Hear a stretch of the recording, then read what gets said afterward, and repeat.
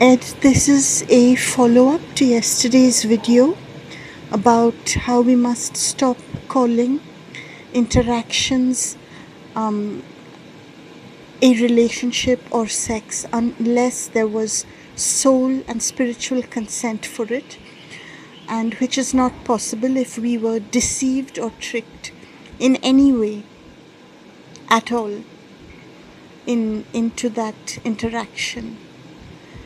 And there's something, Ed, that I wanted to add to that, which is actually something very important, Ed. And this applies, Ed, across the board to everything in our lives and affects our energy management, possibly, Ed, more than anything else.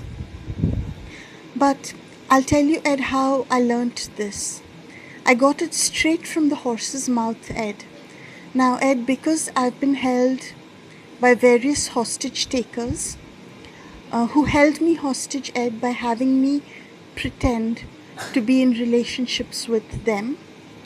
For example, if I wanted to rent a house and I couldn't rent a house, then I'd be told that if you pretend to be this person's wife, then you can rent a house.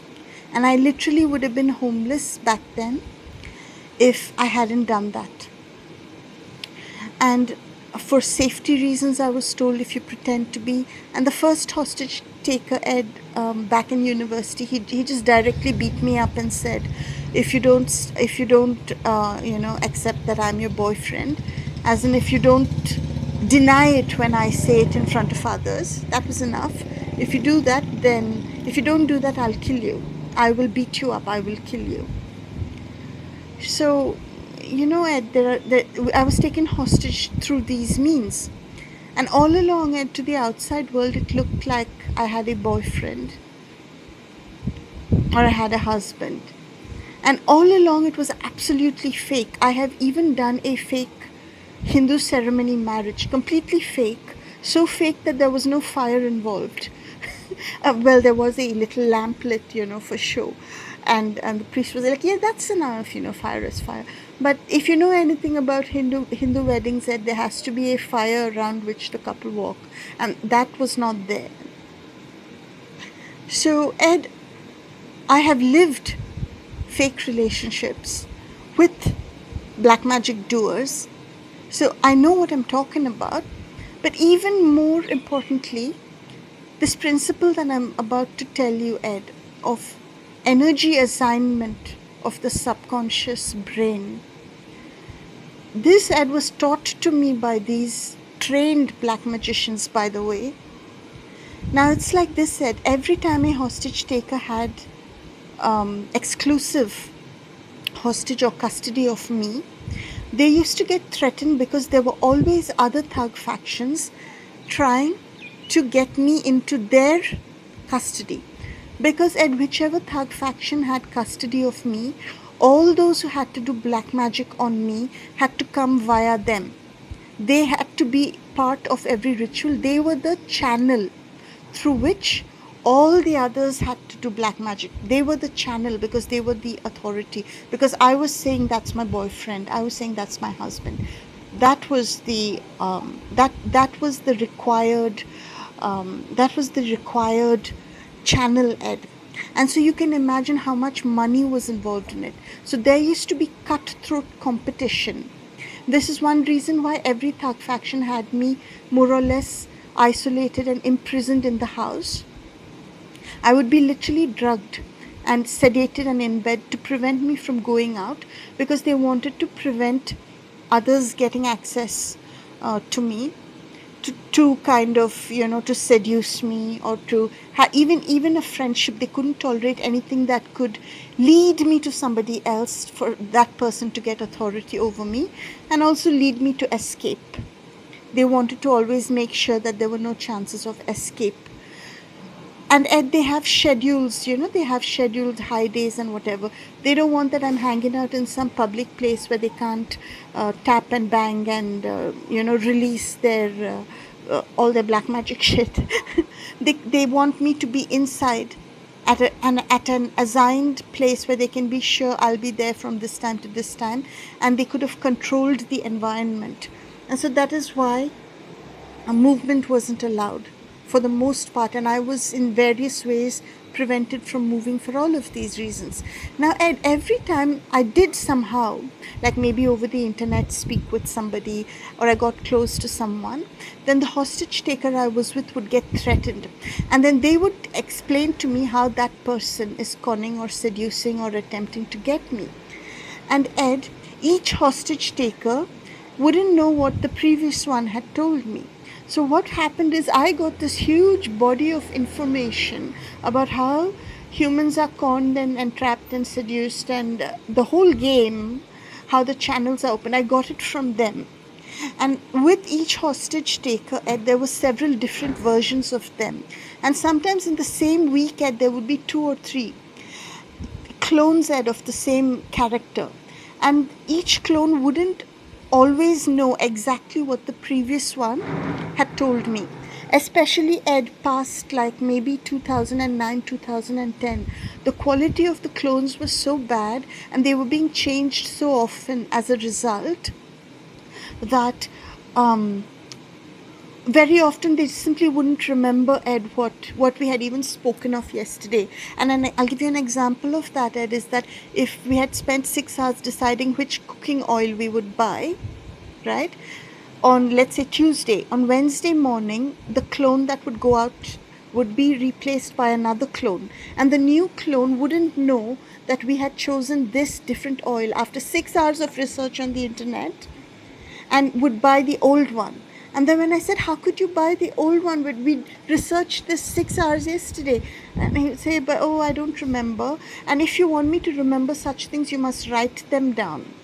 6 hours, Ed, and not that I was interested. He was interested in which cooking oil we get. You know what I mean?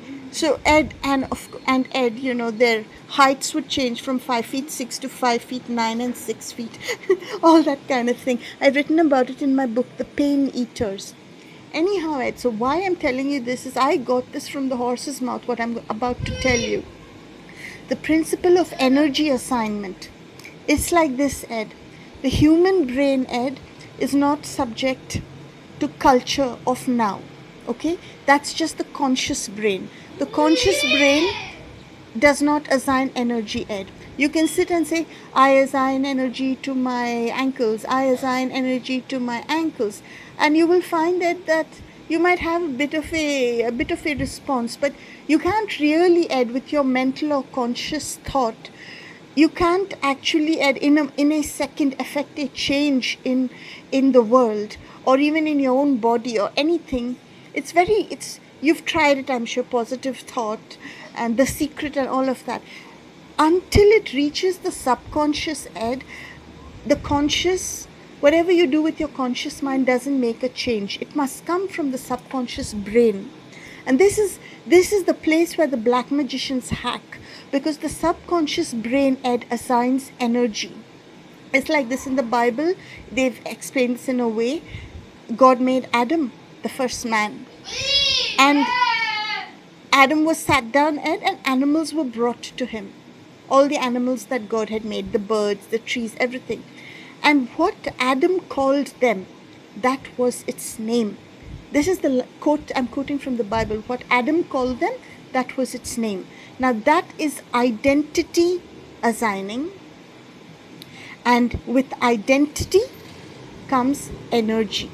So what they were saying is that man was assigning identity and energy to each animal.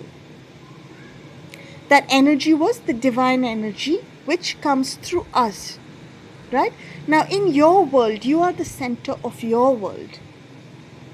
You are the center of your world, and as a natural human being, you are connected to the entire human consciousness. And that human consciousness is connected to the earth consciousness. So when we call something a thing, we are assigning identity and divine energy to that. Now, Ed, all across India, you'll find statues being sold sometimes on the sides of the road in shops, but all of them are not idols. What is the difference, Ed, between a statue and an idol in a temple, say, or an idol that's being worshipped? That difference, Ed, is called in Sanskrit prana pratiksha, which means the assignment of energy. You have to make a statue into a god by giving it energy, by assigning energy to it. They have ceremonial and magical ways of doing this.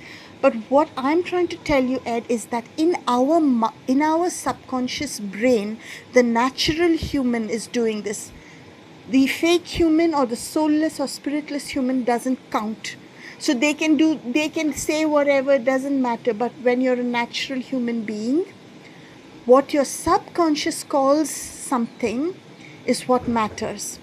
And Ed, the culture now, the word culture, sex and relationship, these are words that are thrown about. But your subconscious mind is not in this culture and is not in this time. It is timeless. It is a part of the soul.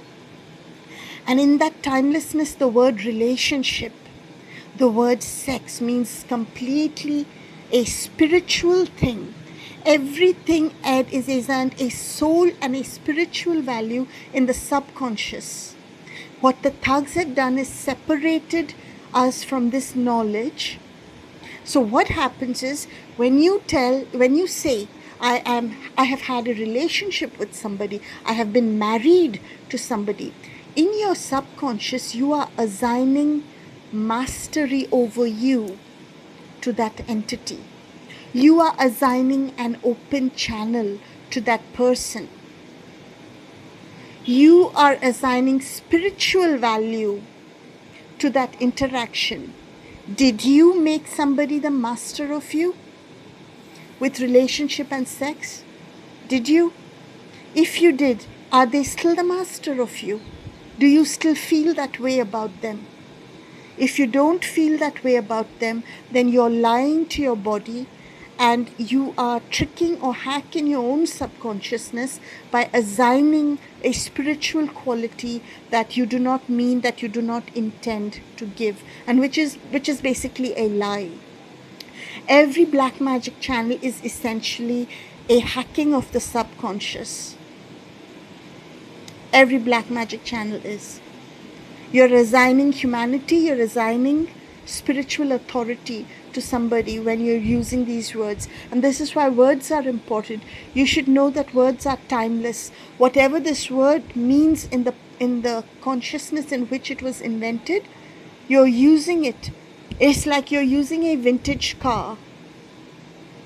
You might think, Ed, and behave like it's not an expensive vintage car, but it is. All the time you're sitting in it, you're being affected by its energy and the intention of the person who made that car.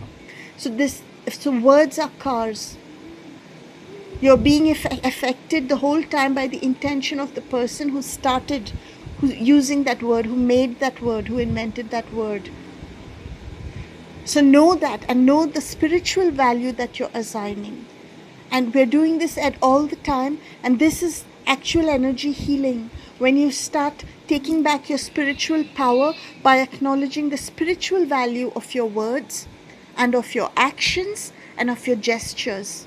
The thugs will tell you, oh, come on, you can't survive in this culture if you can't call that a relationship. If you can't call that, come on, everyone knows it. It's fuck everyone and fuck what the culture says that word means.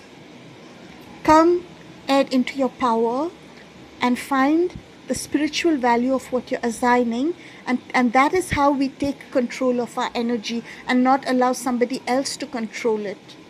And believe me, Ed, when we assign truth, when we use the word rape for someone who tricked us into some kind of sexual activity, when we use the word sexual assault, when we call it what it is, the energy assignment changes, and you then become the person who is the receiver of justice for injustice done. This is where justice begins, when you start rewiring your subconscious to the truth of what happened to you. Otherwise, you can sit there forever calling somebody, giving them spiritual value. Don't. This is how we change our lives and take back our energy. And there's more about this, Ed, in my books. Get Your Mojo Back, Womb, Sexual Energy Healing, and also my autobiographical books, Ed. Yeah.